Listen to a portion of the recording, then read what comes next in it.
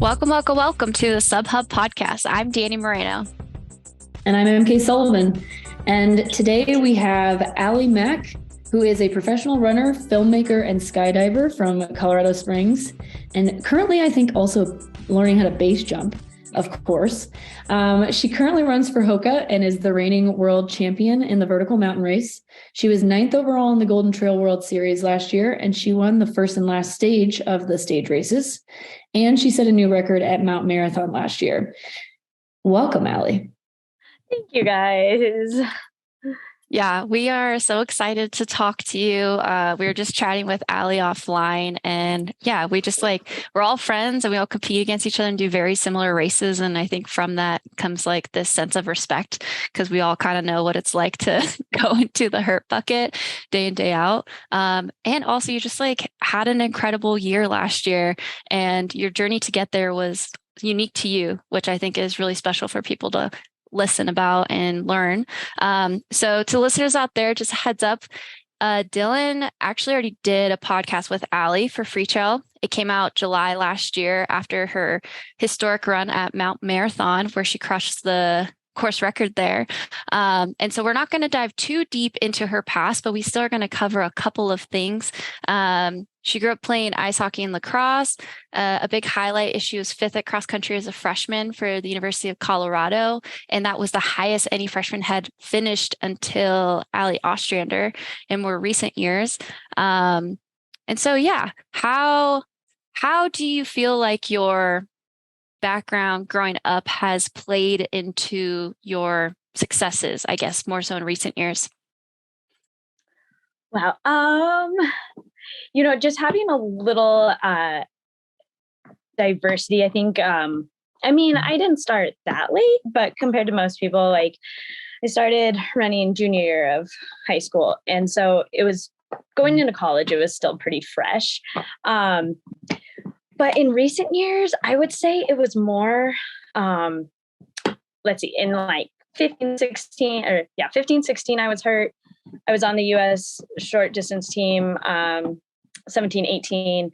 And then I was hurt and living in Nashville and doing a lot of other things. And these little breaks that I don't do on purpose, I'm kind of forced into them a little bit, but it gives me so much energy when I come back. And so in 2020 was kind of like a down year for all of us in terms of racing, but it opened up a lot more.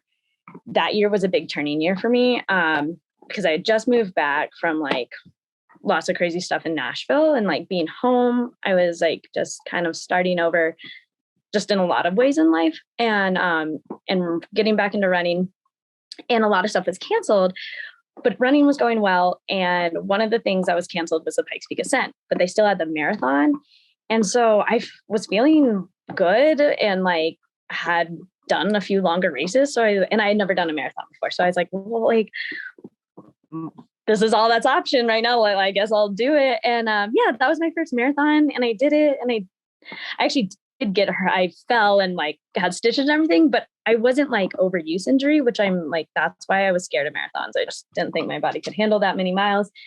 And I was absolutely fine. And that opened the door for like a whole new chapter of running longer distances, which I'm so grateful for Golden Trail Series and like short distance mountain racing still, because I still love the short stuff, but just being able to like dabble in longer stuff, again, it like opened up this whole new world of, more possibilities in the trail world. Yeah, and you're crushing on pretty much all fronts. Like pretty much no matter what distance you run, you're bringing the heat. So under 50K, yes, I don't think I can go above that. The 50K has got me a few times, so I'm not ready for much more than that. But yeah, no, it has been really fun to have a range of distances. Sometimes training, I get confused, like what I should actually be doing. Going from Mount Marathon to OCC in like a month and a half.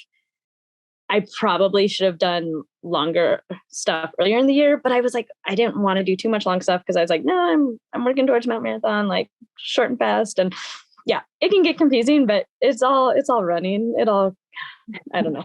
One day we'll figure it out. And you still coach yourself, right? I do, which, okay. Yeah, I like. Yeah, no, that's good. It makes those transitions probably a little bit harder than it does for like those of us who don't have to think about it as much because you're like having to figure it out all on your own. But sorry, for those of you who follow Allie, you probably know this about her, but if you don't, like talking about diversity, you just spent like 2 months in Moab learning how to base jump and skydiving and stuff. Tell us about your history with that. Yeah. Thank you. Sorry, I get giddy. Like, it's something I've wanted to do. Base jumping for 6.5 years. I've been a skydiver that long, and Dani knows probably a handful of that. She knows she skydives, and let's see. So I got into skydiving in 2016 when I had hip surgery, and I came back from it relatively fast, but I just was not in the like training mindset that year. Like I've healed within 2 months, but I can't explain it. I didn't really feel like racing and competing. And so, I was just doing other stuff. I went on a dirt bike trip out to Moab, did my second tandem skydive and met some base jumpers. And I was like, oh, like, yeah, I've heard about this. Like, it sounds really cool. And they're like, oh, we're going to go hike. You want to come with us? And I did with another friend, and we watched them. And it was one of the coolest, most magical, like crazy things I've seen. And they were so sweet. They waited like an hour for us to hike down. And then I was like, who, what, when, where, how do I get into this? And they're like, oh, you should learn to skydive. So a few months later, I learned to skydive. And then before I know it, like 6 years went by of mixed feelings about it. My parents are super against it. And also like being satisfied with skydiving and running. And then things just came together this year. I got invited out to do a tandem with some friends who are putting together a tandem base jumping company. And a guy was there who I've known for 6 years. I saw him jump in 2016. And he's doing like one of the best courses that's in base jumping right now. Like most courses are like 4 days. He does 2 weeks where we even skydive with our base canopies. We do water training. We learn to pack. Like we go over like the science of everything. And And so I was like, oh, that's awesome. Like I really would love to do your course. And he had one in March. I was like, this is perfect. It's like before races get too busy. And so I learned, and I also learned to paraglide this spring too. But then, so I did that in Arizona, and then I hit Moab, where we did the first week of the course of base jumping. And then we went up to Twin Falls, Idaho, where there's a bridge, the Prime Bridge, and it's legal all year. And I got my first 9 jumps in, and I'm thinking about it, like the day we had 2 weather days. It was like rainy and windy. And when we got up there, and then we got a good day. And I just remember it felt like a race to me. It was like, we did the first jump like at 8:30, and we all met at the bridge at 8. And I had all the same nerves, had to go to the bathroom a couple times. Was bundled up for a while, but then I don't want to jump with everything. And so, it was just so much like a race, but in this weird way too, I felt more prepared. Like he prepared us so well in those 2 weeks. I felt more prepared than I have for a race. And, but it took me a while. I stood on the edge for a good long time. And those first jumps are very different. Like they're static line and stuff. But a few days later, I did my first stowed, and I stood on the edge for 6 minutes, just so nervous. But like, you're just worried, like, are the pins going to pop? But we went over the science of like how much it only takes like 10 pounds to pull the pins. So it was like, the biggest thing he taught us is like, there's no room for trust in base jumping. Like you have to know there's either faith, like you have faith of like what's going to work, but you also like have so much knowledge of all the science behind it. And I think that was a big philosophical thing. And there was a lot more philosophical things I'm sorry, that I learned. But it was just, I mean, not to be cheesy, but it was a little life-changing. But I'm so excited to continue and do it in addition to running. It's a super fun sport. I love it. I think they complement each other really well. I had gotten my license, and for the listeners out there, like to be a skydiver and then transition into being a base jumper is it takes a lot of commitment because you have to stay up to date on your certification. And whenever there's a lull, then you would retest. I would guess you've never had that lull before. But yeah, I can only imagine being on the edge of that bridge because I personally remember my first jump, like when you're jumping out of the plane, you're like, all right, we're doing this, I guess. Like we just had that ground training. You just, like you said, like you just have to go with it and like know it's going to work out. So yeah, huge kudos to that. That's like a personal bucket list of mine that has been put off because of where I live. But that's amazing. I'm so stoked for you. And Thank you. Yeah. And also, yeah, you're saying like going hand in hand. Yeah, just like being prepared and all that. But the Prime Bridge, Dani. Yeah. Okay. Yeah. So it's a really, you jump and then it's like a 400-foot climb out. I didn't time it, but I need to. And it reminds me of Mount Marathon a little bit with even more like handholds. And there is a record. I think Miles Dager, he's a Red Bull jumper. He had it for a little while. I think someone beat it by 1, but it's like 65 times in 24 hours. And I want to go for it. And so like I've already been like, yeah. I have a lot of base jumping friends who are all about it, but then I've like been recruiting some running friends. I'm like, oh my gosh, will you be my crew? Like I've never wanted to do a 100-miler, but I will do this 24-hour thing. Yeah, I'm really excited. I love it. Yeah, there's a race somewhere that like is skydiving and running. I don't know if you know which one it is, but I've heard about it. Anyways, I'll have to look that up afterwards. I've heard, yeah, there's some skydive ultras. Yeah, which I think it's just like skydiving and then you like run really far. But I like this one because you're like having to jump and then climb, jump, then climb. So yes. So I'm really glad we got on that skydiving tangent. That was very important for people to know about you. I want to kind of go backwards a little bit. It's kind of like a twofold question. So the first is dealing with injury and comeback, because it sounds like you've had to do this a couple of times throughout your career. And I think it's really important for people to know like what happened and then kind of that process of like, why did you come back and not just be like, hey, I'm done with trail running or mountain running? Yeah, starting with that question, I love the quote of like, once a runner, always a runner.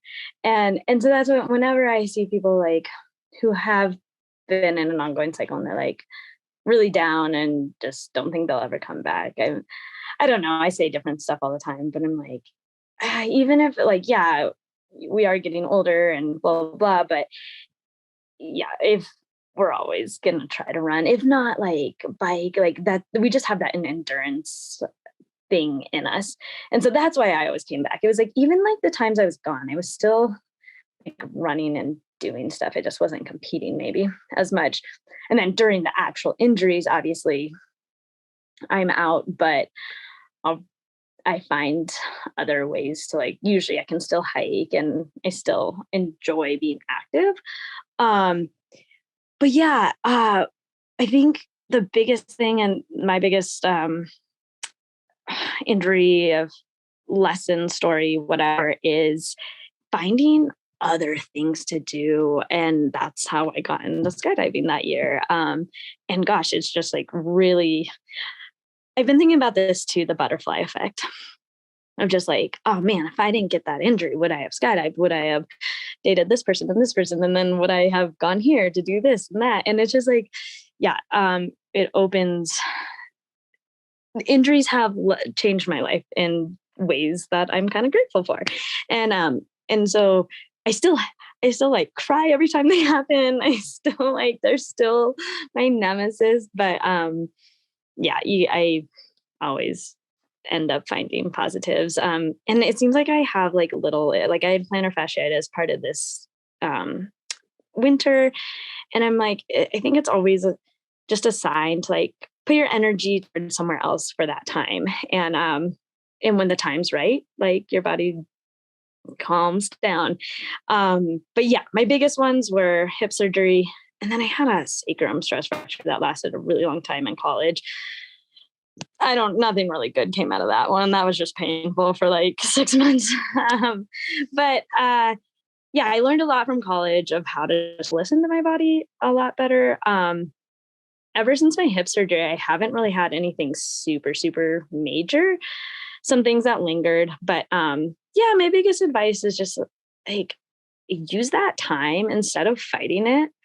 I mean, obviously you want to like do things to get better, whether that's like I always end up finding like deep massage is always like if it's like plantar fasciitis, it's usually like something in my calf. You just gotta like beat out of it, and it might take a few weeks or months. But like you want to stay on top of it that way, but you also want to let your mind just like go do other like focus on something else, whether it's like I don't know crafts that like you've always wanted to do, or like house things, or like more time with friends, or learning skydive. That's like I always try to switch my energy into something that I wouldn't pay attention to if I was training as hard.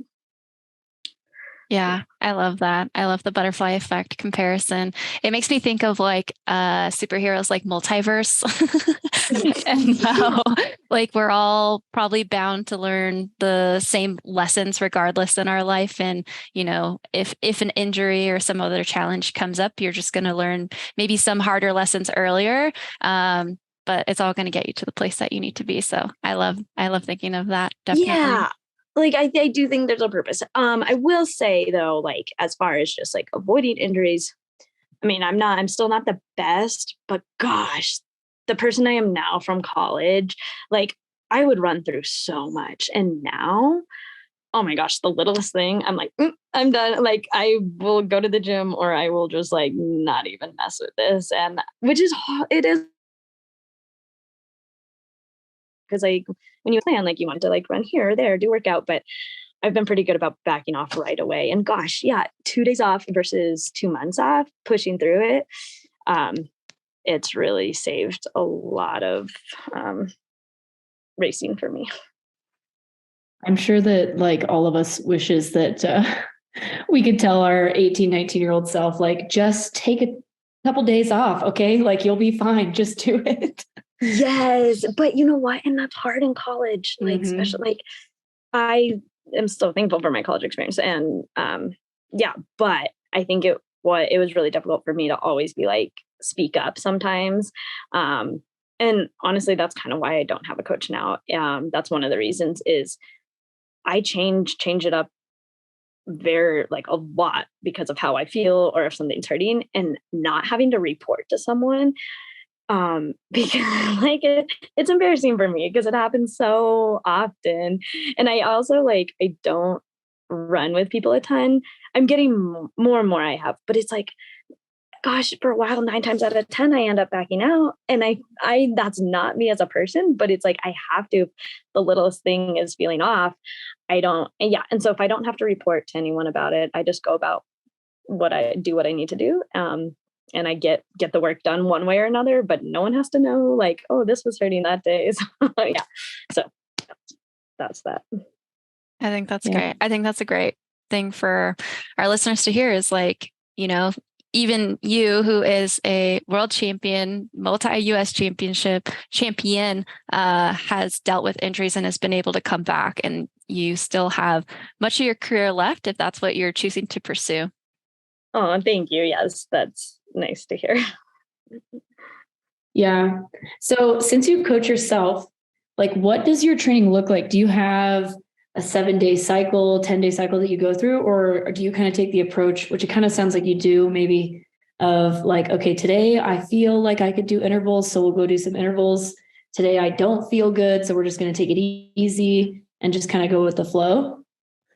Yeah, no, it's in between that. It's definitely, I've thought about a 10-day cycle. Well, I use that for the incline. I usually do 10-day, but other than that, I do have a 7-day, and it's the same that I did in college that I just loved. And a lot of people probably do it out there. It's like, I think it stems from the Lydiard method of long run Sunday, easy Monday, specificity, like intervals, repeats Tuesday, medium distance Wednesday, easy Thursday, and lactate threshold Friday and easy Saturday. And like, I've used that for so long, and like, yeah, I'll mix it up, trails versus like flat and stuff, but it's still the same concept of like repeats or lactate threshold and long runs. I love them. Yeah, and like the incline, people, I don't know if everyone knows, but it's like a mile of stairs in Colorado Springs, and that's a really special place for me. And I'll usually do that. That's kind of like my lactate threshold, that, or tempo, I should say, that's the word. I'll turn that into a tempo or call that a tempo sometimes, and then sometimes I'll do a flat tempo. But it's generally, yeah, that's my general schedule, and I just plug things in. Nice. And so do you like mix in cross training since you're somebody who's kind of injury prone, or do you tend to do a lot of it on your feet?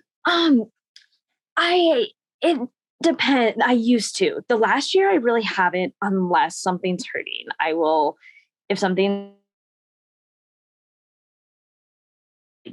I'll turn into gym mode and do the same kind of schedule of that stuff, but just do the elliptical and stair machine and mix it in that. But if running's going really well, I actually stay out of the gym. Except for lifting. I do have like a new little, it's not like heavy lifting, but like box jumps. I kind of started that again last year. I'll do that Tuesday, Friday with workouts. But yeah, I do love the cross training in the gym when I have to. But if things are going well, then yeah, I don't mix it in as much as I used to. Sweet. Yeah, you kind of like spatting off those days. I was just thinking of how many athletes can actually do that and like the different specifics of that. So that's cool you just have it programmed in your brain. That's really impressive. I mean, this is like 10 years or longer than that going on. And it's not OCD, but like, even when I'm like on a downtime, if I'm just like running casually, I still, gosh, that Sunday is going to be longer and that Tuesday is going to be some kind of like pickup. Yeah. Even if it's only 30 seconds, we're picking it up. Yeah.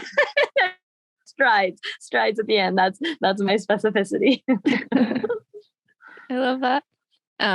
Well, before we get more into like the present, we want to do like a quick recap of last year, you coming back. And would you say that was like your best year ever out of all your trail running years? I think so. Okay. I always said 2014 was my best year. And as years went by, I just thought I would never really be in that shape again or like have that speed and blah, blah, blah. But last year just came together of like, also, I used to not race that much. Like I'd race like 3 or 4 or 5 at most. And I lost count of last year. And yeah, absolutely. I would say it's my best, but also my most fun, my most social.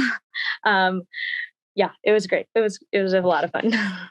I love that. Well, this is definitely, I think, a fascination, not just me and EmKay, but everyone. But girl, you are so damn impressive with your crazy travel schedules and like your ability to still show up. Like, admittedly, when I heard you were doing the double, I was like, can she pull that off? And then you rolled into the first stage with like no sleep. And I was like, all right, she's fine. Like she's gonna pull both of these off just fine.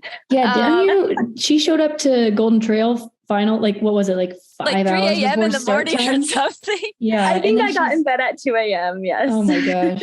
And then she comes out and just obliterates the first stage. And it's like, okay. Yeah, I was like, she's gonna be fine. Yeah. So we are very curious. Why do you think you're able to thrive in situations where I feel like most people would feel like their confidence is paralyzed? If I showed up, I feel like, maybe I could pull off something, but like that was extraordinary. I'd be so stressed, like showing up the morning up. So where do you think that comes from? I think a lot of it is mental, and I could go back. I thrive off it a little bit. Like I was worried after the first stage. I was like, okay, that was awesome. Like I kind of felt like drunk at the start. But then it was just like, whatever, let's just go.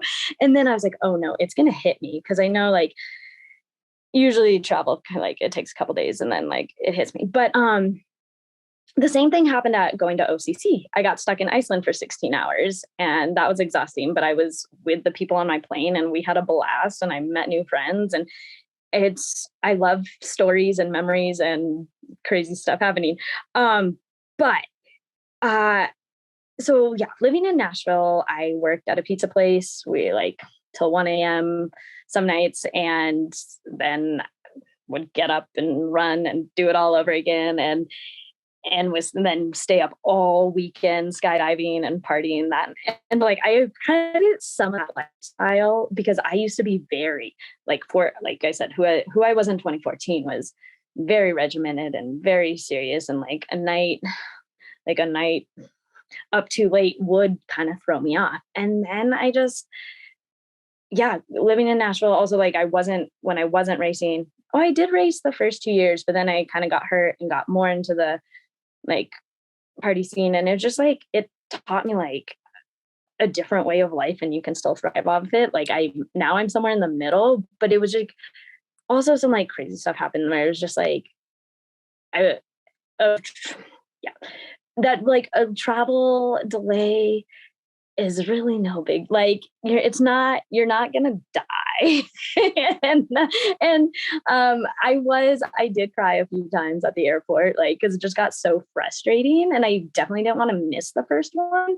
But I was traveling alone most of the time, and even though it's like frustrating, it was also like 3 days of just like alone time. I mean, I was just in airports and I was on my phone a lot, like talking to people and stuff, but like it was kind of relaxing in this weird way. Like, I mean, I was forced to taper for 3 days. I was stuck in airports and instead of like rushing from plane to plane, I actually like had hours. Well, actually I would rush and then I'd still like, then it was like either delayed or I was already too late and like missed the connection.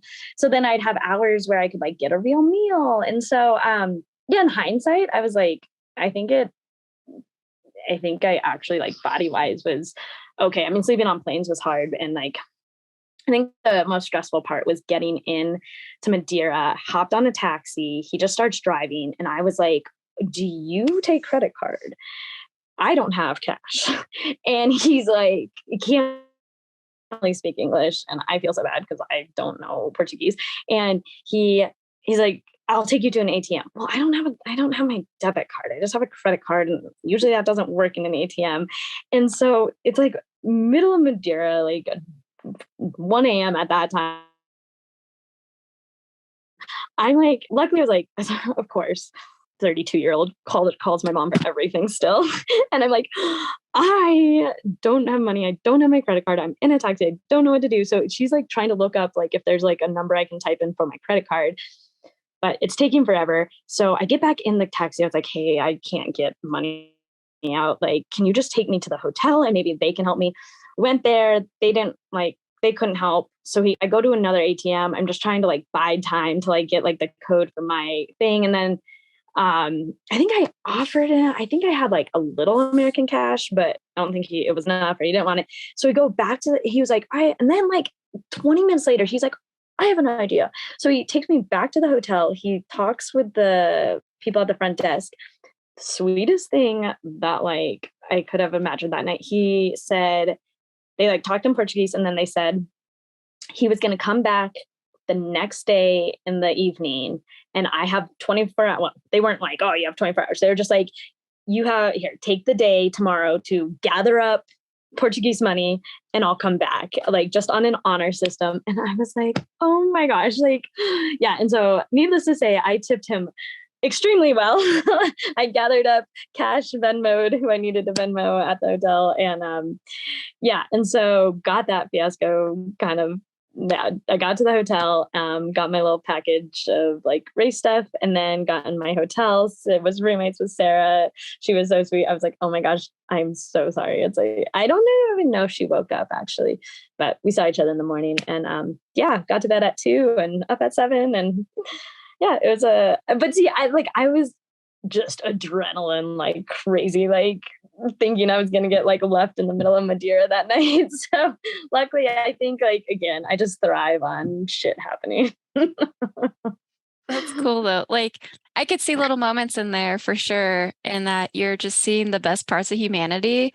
And it's like in the big scheme of things, this race is doesn't mean much. I hate to say that, but like, in the big scheme of things. And so I'm sure like that even like gave you a boost, and you weren't like in the stress of the whole race atmosphere until actual race day too. So you're chilling, Totally. No, you're so right. And like, not that I want that to happen every race, but I think I've learned that like sometimes being in the like hoopla of pre-race is more stressful. Like, honestly, like running was the last thing I was thinking of, like the 2 days before that. It was like, I just got to get there. And I wasn't overthinking what I was like eating and drinking. I was just like trying to get by, of like, let's just get to this place and I'll worry about everything once we get there. Yeah. So I think, again, it's kind of a mental thing that actually it diverges my focus, which kind of helps. And then you just, running is a release. And I've also learned through all that, even though like racing used to stress me out, now, I mean, I still get nervous, but like once we get going, it's like my comfort zone. And it's like, I just want this race to start because then I can just go. But like everything that's happening before is just, let's just get it over with. I totally get that. I feel like most of us, are just like so jittery, like beforehand. And like, as soon as the race like starts, it's like, okay, I've been preparing for this, like it's going to be fine. And I'm in the zone now. Totally. Absolutely. So I was going to ask you about like for the world championship race, but I feel like we're already on Madeira, so we might as well just stay here. Can you give us like a recap of the Golden Trail final? Because you were like, I don't know when did you decide, I guess, to go for the Golden Trail World Final? Because you didn't come into the races until Pikes, right? That was your first Golden Trail. Yeah. And so I still kind of didn't have a full understanding of what Golden Trail, like how it worked or even what it was. Like it's an awesome group. It's like I love the media team behind it, all of it. But I just didn't know much though. Thank goodness Pikes Peak is on the circuit, because that's kind of the only reason I happened to do it. It was like, Pikes Peak is my hometown. Like I do it a lot. Of course I'm going to race it this year, and it happened to be Golden Trail.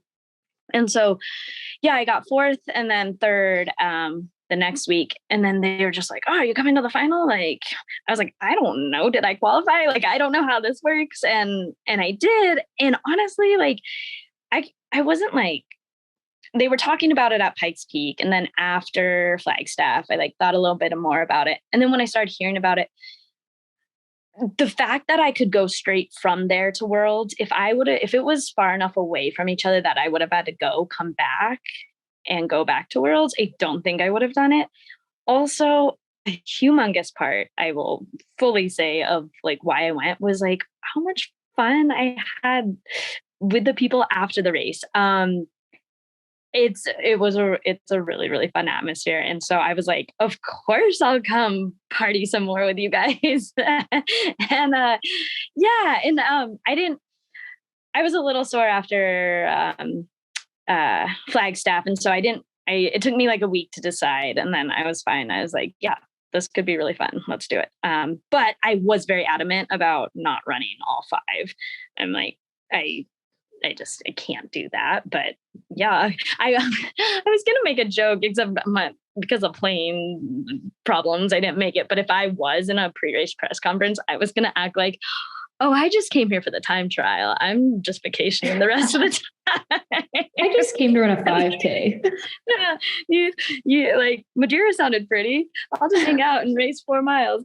But no, I did more than that. But it was for the experience as well. Yeah. And I feel like coming into the series later probably takes a lot of the pressure off as well, where like you haven't been in it all like since May, you know, like with Zagama and stuff. And so you're just like, oh yeah, I'll do it. Like, what's another race? Exactly. Yeah. And I will say Pikes Peak was awesome.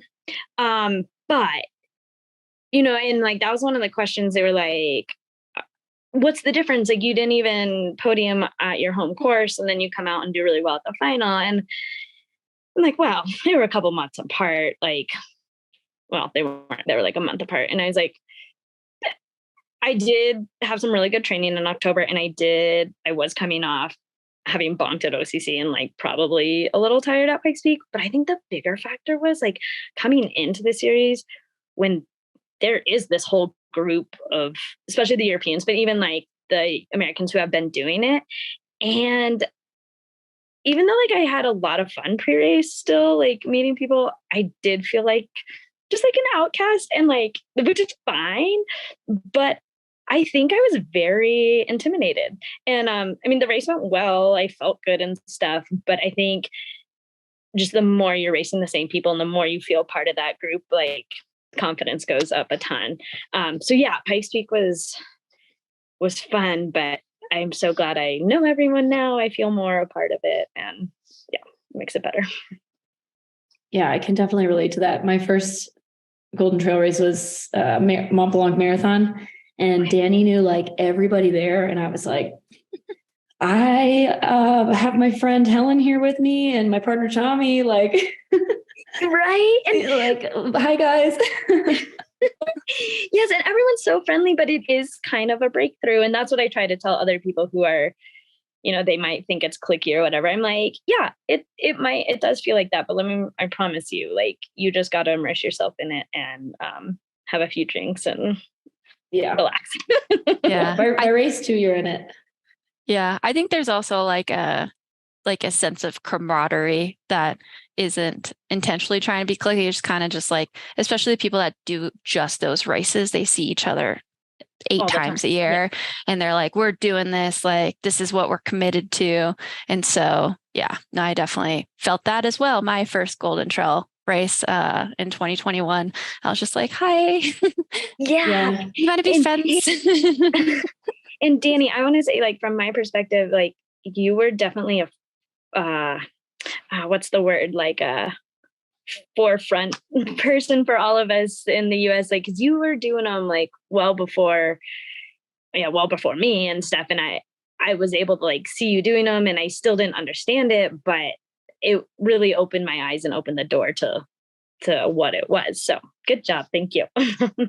Thanks. I appreciate that. I'll even extend it further to Rachel Drake in the 2020. She also amazing. did that. Yes. That's really exciting. Yeah, it was just cool to watch you like come in and command with your very infectious, bubbly presence and just crush the stage final. And I could definitely see how Harley Quinn is your alter ego. For people that don't know, you'll see that Allie had some makeup that she was rocking because it was near Halloween. And so in stage 5, she had like the whole Harley Quinn getup, which was really cool to watch. I just feel like you're so punk rock for what I would say the majority of trail running is. So that's why I appreciate it, because I feel like and it's once like, again, like, yeah, that is kind of another thing that just like is fun to do, that kind of gets your mind in another world, rather than, it makes the running part more fun because you're like focused on other things. And yes, Harley definitely has a lot of meaning in my life. If you watch Birds of Prey, that's kind of the emancipation of Harley, like being independent, breaking up with the Joker. And I just I like to embrace that. And the best part is that it probably really puts off your competitors. Like when you show up to a race, like in a Halloween costume, like people are like, oh my God, she's not even taking this seriously. And then you just go and wreck it. And it's like, yeah, oh my God.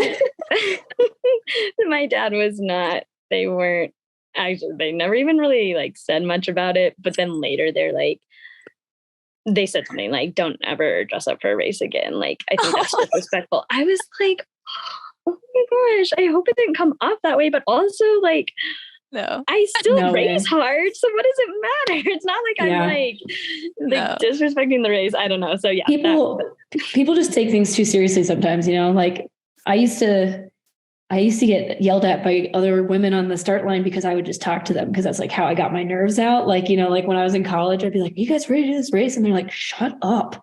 So you just got to do your own thing. Yes, Yeah. you do. Okay. Like I would appreciate that. It just, yeah. So I like chatting. But yeah, one more thing about Harley Quinn during that race, it was so fun because there's tourists on the trail and they were like loving it. They're like, it's Harley. Like, yeah. So that part, I think at least they enjoyed it. No, yeah, we all enjoyed it. It was awesome. Okay, let's wrap up past and then we'll skedaddle to the present and kind of do our finish up there. So World Championships, you win stage 1 with where you thrived on the chaos, we'll just call it chaos of your travel. And then you finish off with a win at stage 5. And then for the listeners also, you did run the 5K and you, Sophia, actually took a wrong turn. So who knows if you would have won that one too, but that was a very strong performance as well. It was cool watching you guys. I'm like, are they working together? Are they racing together? Maybe it's a little bit of both. So that was really cool to watch you guys, our short trail shredders. And then now you are in Thailand and you're going against Maud, Andrea are kind of like the big names I saw there. And you've been competing against them for years at this point. Yeah. So how did it feel to get the win over them? Because all 3 of you guys have been kind of like in those 1 to 5 spots, like the last World Championships. Yeah, it was 2014. I got 3rd and Maud won. And then in 2017, I'm sorry, Andrea won. And then in 2017, Maud got 4th, I got 5th, and I think Andrea was 2nd. But anyways, yes, those 2, 14 and 17. And it's and then just to see both of them have been so successful for so long, it's wild. And it was so good to see them because it's just like kind of like throwback to like my first year in trail running. And yeah, I think normally I would have like been a lot more nervous racing them, but coming off Golden Trail, it was just like, oh, this is great. This is awesome. I'm excited to be here. I feel ready. Having raced really good competition there. And yeah, as usual, actually Maud and Andrea didn't take it out too hard. I was with a few other girls. And then I think once we hit the trail, like a mile in, I took the lead and kind of didn't see them. Like once I was pretty close to the finish, I did hear cheering behind me, which like made me super nervous. And then I think I heard Andrea's name. But yeah, to take the win was really cool. They had pyrotechnics, blah, blah, blah. That was my like favorite part. But then Andrea came in 2nd and she was just the sweetest and like totally talked about 2014 because she's been there, but I haven't really. And so I'm just always excited when people remember. And yeah, she was really sweet. And then it was great to see Maud after seeing her at the earlier Golden Trail series. Yeah, so to go 1, 2, 3 was pretty special, but it was wild to think back. Like I never would have thought like after 2014, I never would have thought I could take a win over them. So yeah, that was special. But also they are both so inspiring, especially Andrea is in her 40s now. And I'm like, wow, like I hope I can do the same. That is, yeah, 43 and still crushing BKs, like that's killer. But totally. Huge congrats to you, dude. That is such an accomplishment. World champion. Thank you. And you led the U.S. women's team to a gold as a team in the vertical as well, which is super cool. That was really special. Yes. And it was really fun to have both of them on the team. Yeah, just because I'm thinking Lauren, that was her first senior race, I think. And maybe Rachel had been on a team before, but they ended up because 2020, they didn't go to it wasn't actually Worlds. And so I feel even because I've taken breaks and stuff, or like, I don't know, sometimes I feel like the naive new one, but knowing they were asking me a lot of questions, it really made me feel I was like, ooh, I'm actually a veteran here. Like, which I don't know, that was like special. And like, so then I was starting to get more confident in like being able to tell them little things. I was like, okay. And one of the things I was like, okay, people, I do remember worlds like in past years, like you're jockeying for a position. Like I usually get like, I remember my first year, I got like pinballed side to side at the start. And so I was like, look, they're going to like, everyone's going to take it out really hard. Just be mindful of that. But just so you know, I'm going to do the same thing.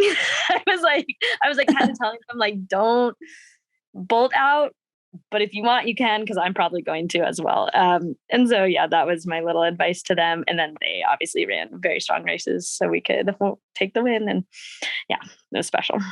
I think that's such a European race thing where it's just like, you got to go out as hard as you can and then you can settle in. Like you can't just walk off the line. You'll never get anywhere. Yeah. And that was Lauren and I were together. There was like 3 of us. And it was great. She was right behind me and I could hear it, like when people were cheering for us, it was like Arlie and Lauren. And so it was like great knowing she was right there. And then I think we kind of started to separate, but she was so funny. She was like, yeah, I was behind you, but I was kind of losing you, but I wasn't letting anyone pass me so no one could get to you. I was like, yes, that is teamwork. Yeah, you got to hold the elbows, you know? Yeah. I love that. So yes, I need to credit her more. That's so cool. It's pretty cool with those, like these next gen. Obviously, all of us were NCAA athletes, but I think there is something to say for NCAA athletes who have that cross country experience and you know what it's like to fight for points and like throw your body down. And so the excitement of like even more of those athletes starting to come into sport, that they'll know how to put the elbows up, make sure no one catches our champion. I think it's really, it's something that I think needs to be learned like through experience. It's not something that's always like inherent. Yeah. And the whole team event, like Golden Trail Series was so fun and Worlds was so fun.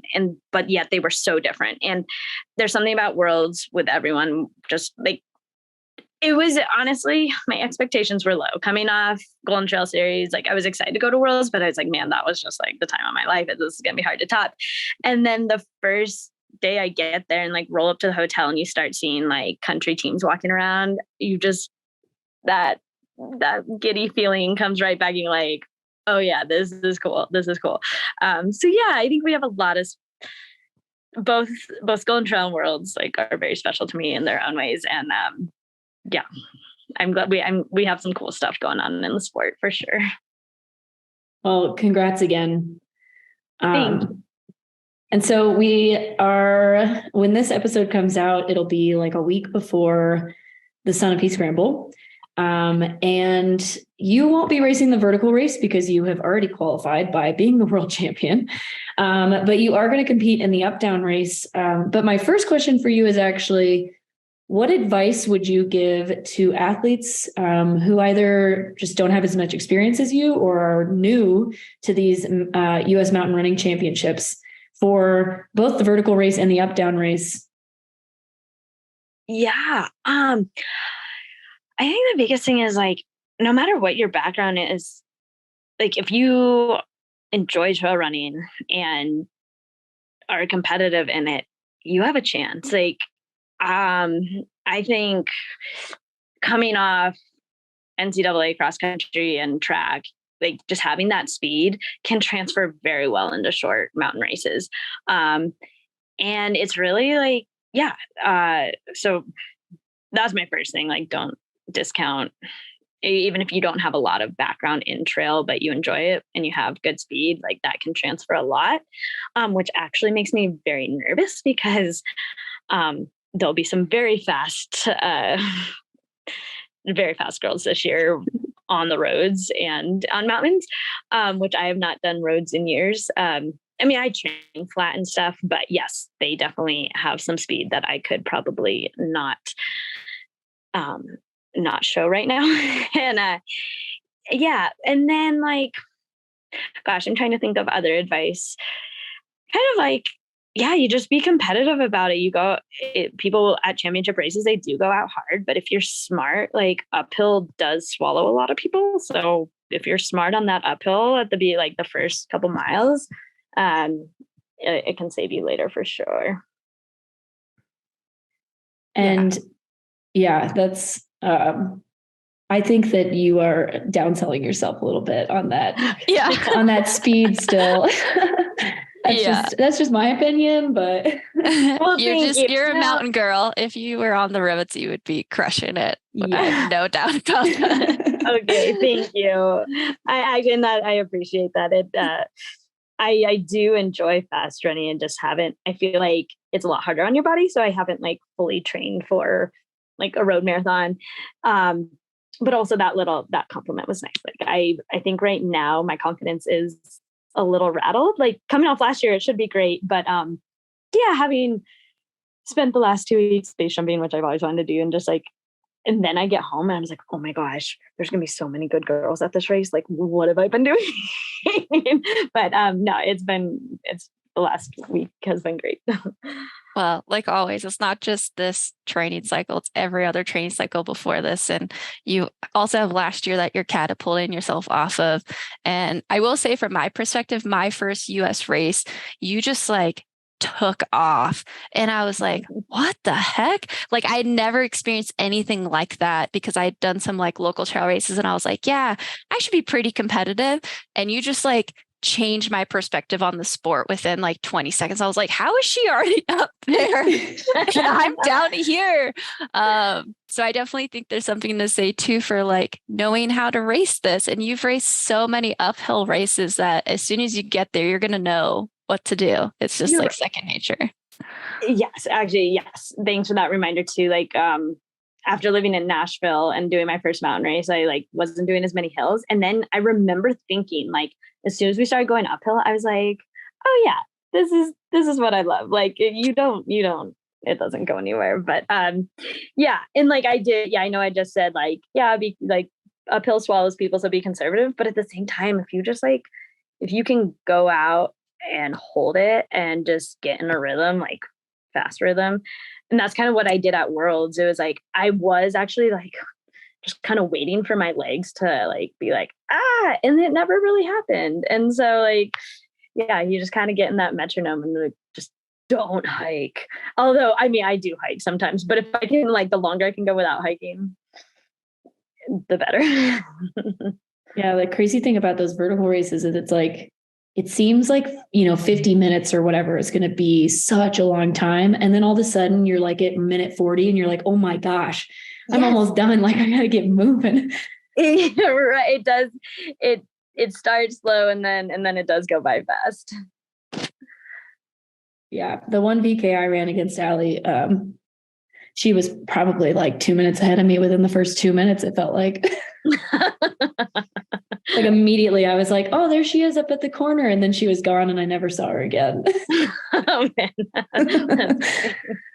Oh, I love that. Awesome. So you already have a VK spot. If you get a spot, I have a lot of money betting on you. No, I'm just kidding. No pressure. If you get a spot in the up down, will you accept that and like try to double at Worlds? Yes. I mean, that is how I think. So it is really awesome to know I have a spot. Like that's really special this year. And then that's why I'm partially going. I mean, it'll be great to see everyone out there and see everyone compete in the BK and find out who my teammates will be. But I love racing 2 races in a row. And so like, yeah, I'm going to Austria. Of course, I would rather run 2 than 1. And actually, but I wasn't supposed to run 2 at Worlds last year. I only had the VK spot.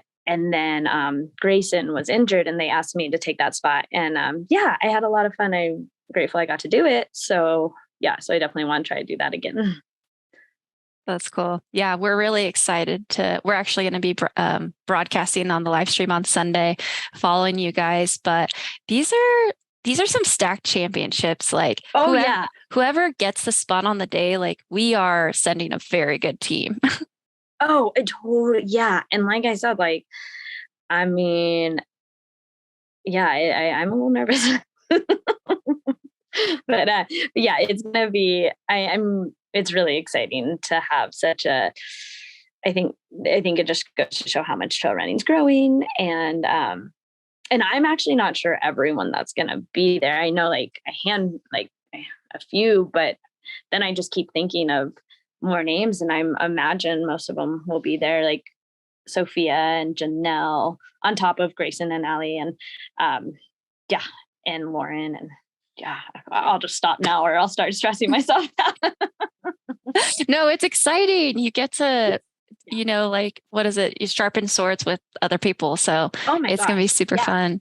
And like, also for the listeners, like, Allie, you've been dominant for so long. You honestly give me like Jenny Simpson and the 1500, and that, like, new generations keep coming, but you keep finding your way to the top. Same with Joe Gray.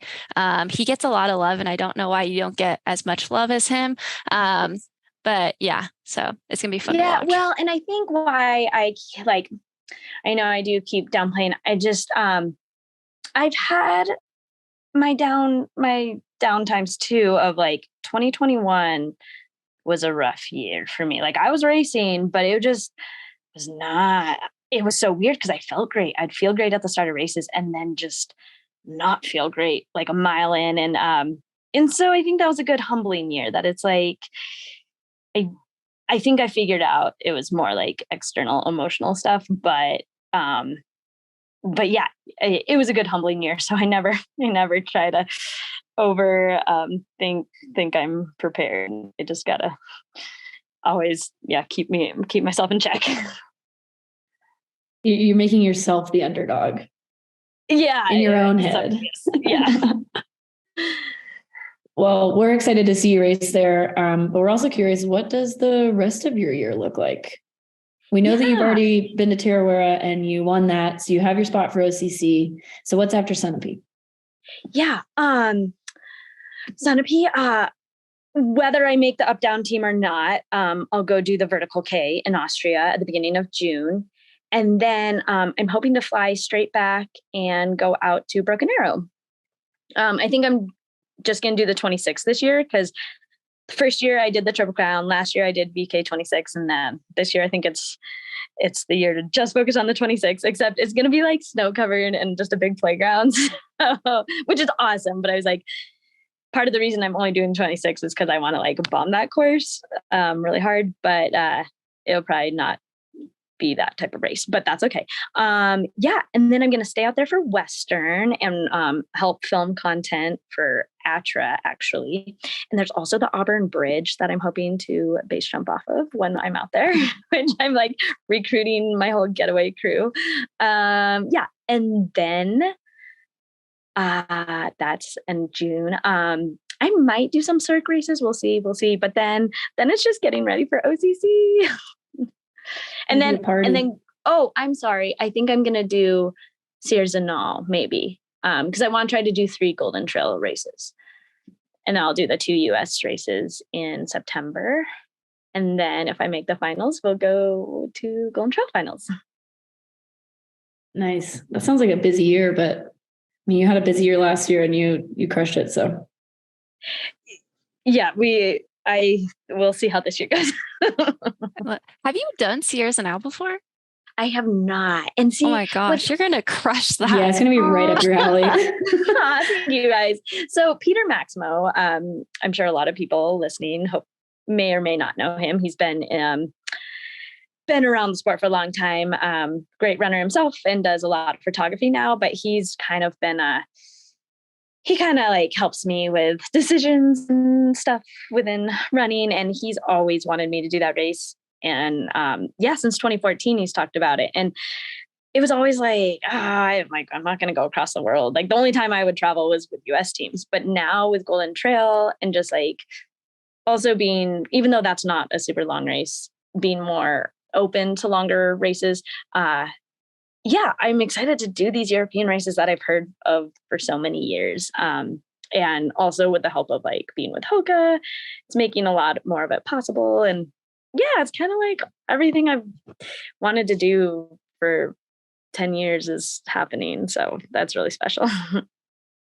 And for listeners that don't know, Sears and All is basically a double VK followed by like a half marathon that's pretty rolling and speedy.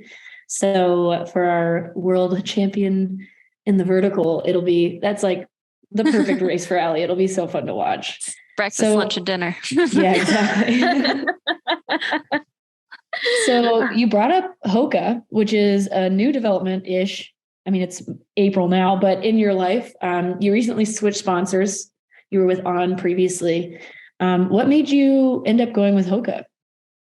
Yeah, well, first of all, like I dearly love On and still do, and they were great the last 2 years. And I had no intention of switching, but my contract was up, and ended up through some connections, talked with Hoka, and they kind of blew me away with just the support they wanted to offer, and how much they are into trail right now.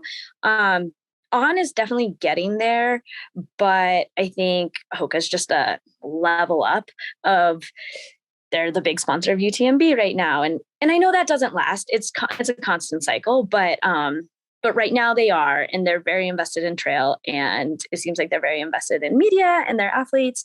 And I think it came down to, you don't know how long you're going to be at a high level.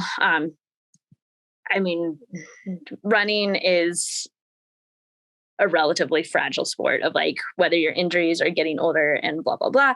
And even though I think ultra running, I'm still below like the prime age, like we should have years, but you don't know. And so like, since last year went so well, I was like, I need to capitalize on this. And and Hoka was just like offering a lot. And I really enjoyed the people I got to meet through the process. And it was a very, very hard decision, but I was very excited to announce that I joined them.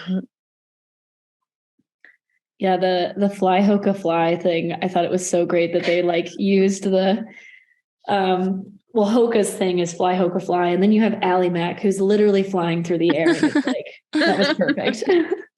Yeah, and yes, when I was like, so last year I was working Western, and they're a big sponsor of that, and everything was timed to fly before, but they were officially switching to fly human fly. And I was like, I kind of liked, I mean, I have no say in this. I was one of their athletes, but I was like, oh, I kind of like time to fly was better. And then now that I'm like, I will say fly human fly all day long. I'm obsessed with it. I'm actually going to get my base canopy is going to say, actually, no, my paraglide, well, both of them will, but my paraglide canopy is going to say fly human fly. And I'm hoping to fly it over Chamonix during the 100-mile start. So, awesome. Okay, maybe not the start, but I'll fly it at some point during the weekend.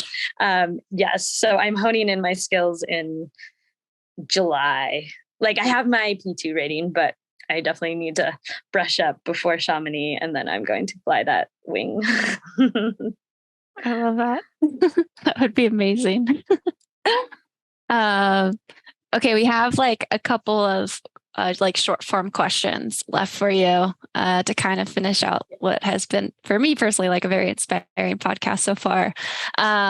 Okay, what is the worst experience you've ever had in a race, and like what happened? Like, did you poop your pants? Did like fueling go wrong and you just bonk out of your mind and black out?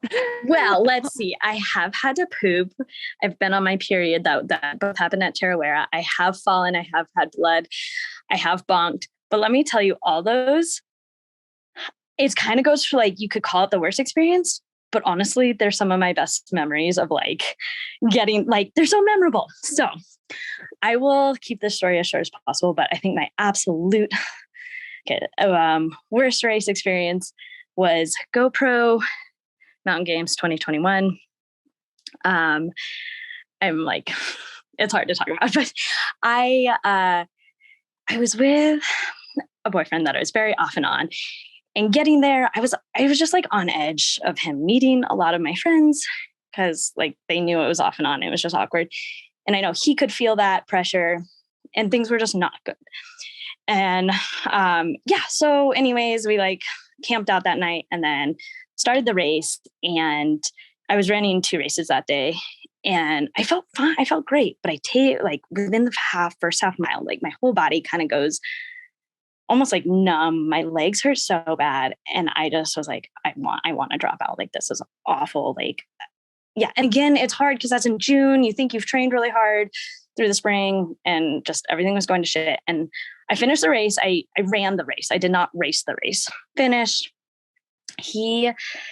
I'm embarrassed to see him, and I'm about to cry, and he starts smoking a cigarette, which sometimes I like the smell of, but sometimes I was like, can you please not smoke right now? And then he got like all upset about it, like goes to my car. I go to my car. We're just like not doing well. He starts to dump all my liquor out in my cooler, which is like, it's expensive. I love it. He just got pissed at me, like started pouring it all out. Then like I get out of the car, he starts throwing all of my shit out of the back for no reasons, rips the necklace off my neck. Then we're like sitting there, my hydraulics in my window is like messed up, and he like purposely like hits me on the head with it twice. And like it was very, okay, like, sorry, this is like deep, but it was very bad. And like a few people like that I knew like were in the parking lot, but they just kind of like, I didn't want to talk to anyone about it. It was I was very embarrassed. So like, then I just like, he stayed in the car. I went, I saw a few girls I know down in town, just like tried to like, I probably cried a little bit, but I didn't want to tell them what was going on. And so I like went to a cafe, end up not eating because I just like, so basically I hadn't eaten all day, and then I still had peppies to do. And so then, yeah, I didn't eat all between that. And then things are still weird. He was like texting me shit, but then I go out to Pepe's, and I was like, all right, we're just gonna do this. I came up to this race, like hoping to make money. I'm not going to like leave and having like, I bonked the first race. But yeah, so then I went out and I won Pepe's just out of like pure like stress and angst. And yeah. And then after that, I bought him a $400 ticket to fly home, drove to Denver in silence. And I cannot go back to GoPro for a while after that debacle. So yes, that was my very worst race experience. Yeah, that sounds like it. Yeah. I don't know that I was gonna say something, but we may have to bleep it out. So screw that guy. Yeah. and thank God, hopefully you never talk to him again. Yeah. No, it took me like another year to learn that, but I have realized like that was it showed me how much like emotional, and that was 2021. And I had a lot of just races where I'd go out in the first mile, and it sucks because like you feel good. I learned like I couldn't trust my body because I would feel great like going into it, and then in the first mile just want to drop out. And that happened almost every race until Broken Arrow that year. And so like Broken Arrow holds a near dear spot to because that was a turning point for me, and to have done the Triple Crown like and not gotten injured. So anyways, I kind of use that. I don't talk about all the details too much, but when I talk to people, it's like outside like emotional stuff like can really, I think, affect like performance even. And again, I'm like frustrated because you can't always trust, like you're in survival mode. So like you have adrenaline, you think you're feeling great. You're going to go in and like, I have all this energy. And then you start going and like everything's shutting down. So yeah, that I really learned that. And I think ultimately stuff like that is why I can thrive better with like travel delays. Cause I was like, this is nothing. This is absolutely, I am safe. I am going to like be with cool people. Like this is not a problem. But those other like emotional situations are what will knock me down hard. Yeah. Understandably.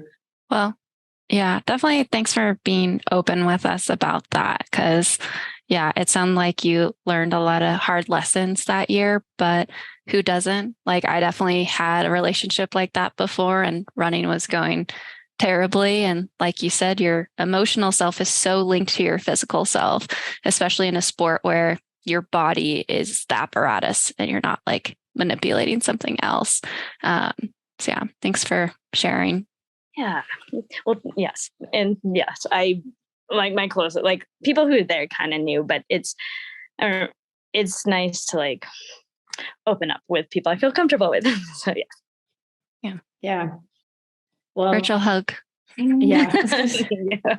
Virtual hugs. And hopefully the worst thing that happens to you from here on out is that you just maybe bonk or Yeah. something. Yeah, right. And I'm not wishing a like, bonk upon you either, because that sucks too. and again, like, okay, OCC, like, yeah, that sucked and was embarrassing, but like, what a memorable experience. Like, I love to laugh at it, and I love to, and I was uninjured and actually felt really fresh the next day. And I was like, okay, this is great. Like, life's not bad. Yeah, you gotta take chances. So. Yeah.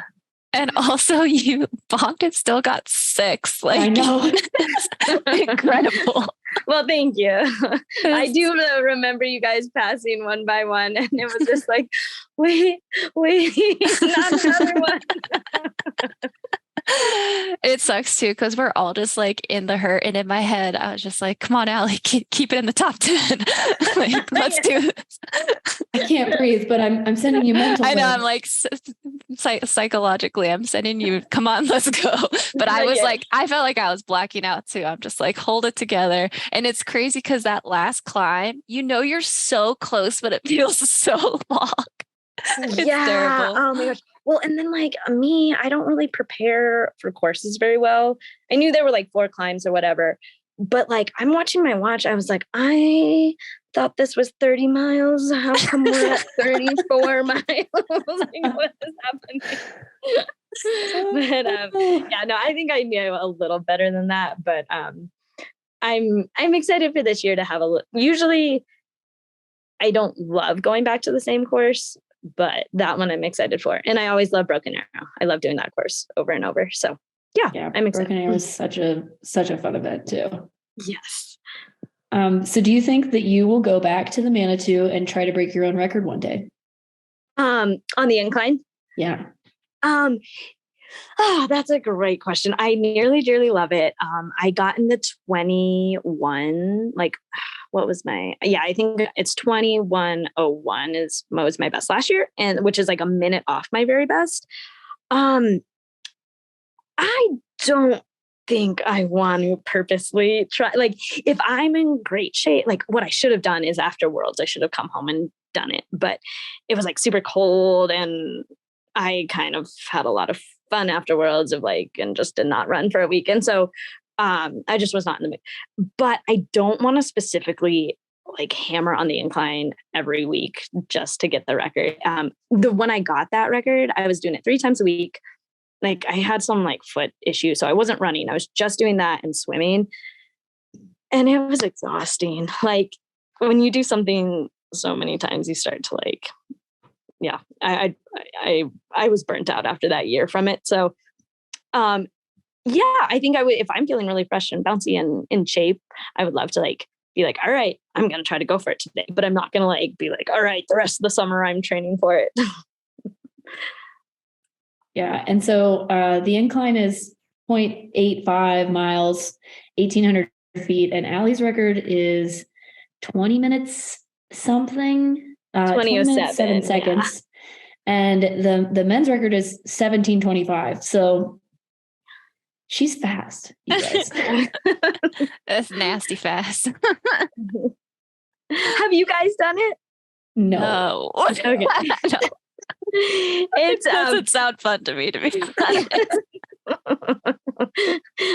Well, and here's the thing. I think doing it once, it is kind of miserable, but it's just like anything else that like kind of becomes addicting. Like obviously if you do it too much, I don't like it either, but you do it 1 week and then you do it a couple weeks later and then you start being like, oh, like let's chip away time. And then it does become addicting in that way.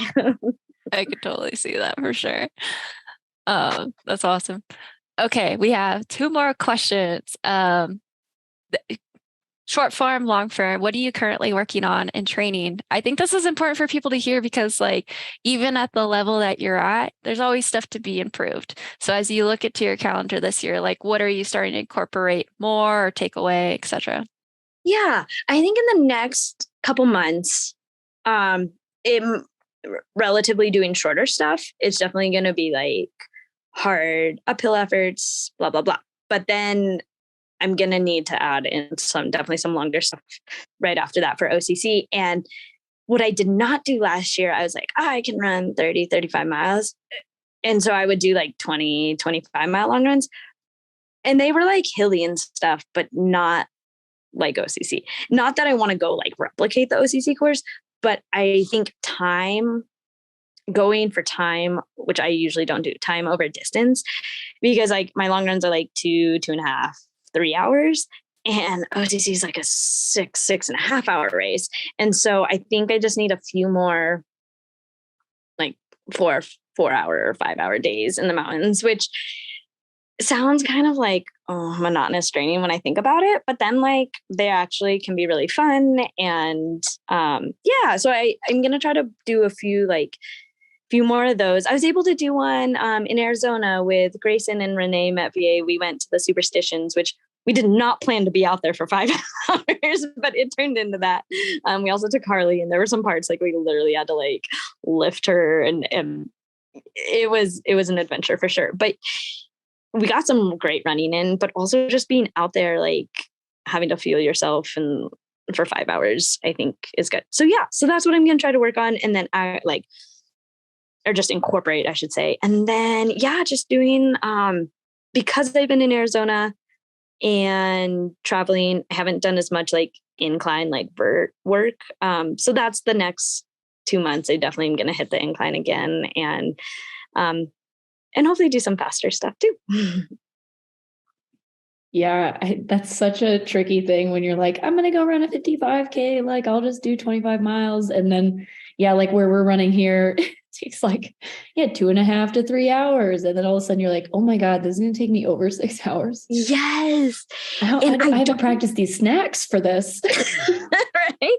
And see, last year, I think people always assume nutrition, especially with me, because I don't eat a ton when I race. I mean, I do, but like in relative to other people, I find out like I don't take as much, but like I'm positive I did very well with gels that race.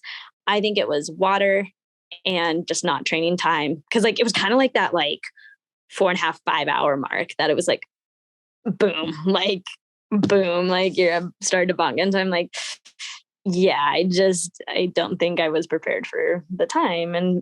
But then it's hard. Yeah. Like training, it's like, do you go run hard for 5 hours? Or do you do like a run, hike, mountain adventure? I don't know. We will figure that out. I think it's all beneficial, Totally. Time on feet. I think as long as you're moving, like, Yeah, for sure. And we kind of already talked about your race schedule, but like, what are your goals for the year? Yeah.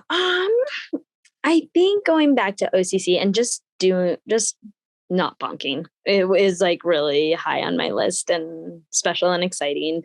I'm hoping to do well at Golden Trail again, and just like I want to keep that like super fun side, and not, because even though like I love drinking, I love all that stuff, especially around races, but I do go through phases of like, oh, maybe I should like cut down, maybe I shouldn't like party as much. And I'm like, no, like ever since I've like been more free, I think I race better. So I'm like, I just want to like keep that momentum going of not getting in my head about stuff. And then I really want to incorporate my paragliding and base jumping at the races. Like a big goal is like, don't bunk at OCC and paraglide over Chamonix.